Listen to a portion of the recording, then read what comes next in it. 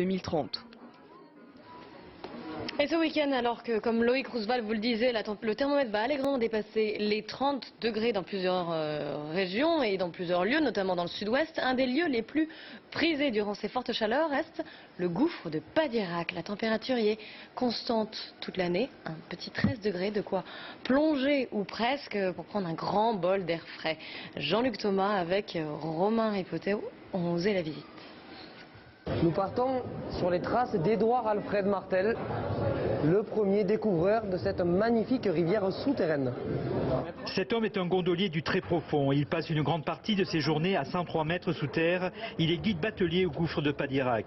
Lui et ses 59 collègues transportent plus de 450 000 touristes par an, des visiteurs stupéfaits par ce qu'ils ont vu quasiment au centre de la Terre. Oh, c'est impressionnant de voir les grandes hauteurs et profondeurs de toutes ces merveilles là-dessous. C'est la première fois qu'on entre au centre de la Terre à ce niveau-là. C'est très impressionnant. Quand on voit ce que la nature a pu faire, c'est très impressionnant.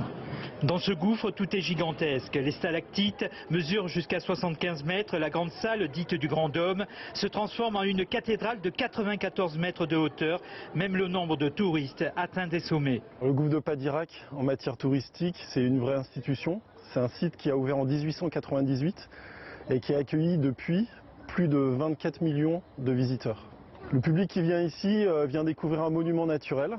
Alors il vient être subjugué par le gouffre en lui-même, 75 mètres de profondeur. À la sortie des entrailles de la Terre, chacun de nous est devenu un explorateur, du moins dans l'imaginaire. À l'arrivée en surface, on prend vite conscience qu'une cavité naturelle séduit comme jamais le touriste du 21e siècle. Voilà pour ces images sublimes qu'on vous propose ce matin. 7h26, très bon réveil la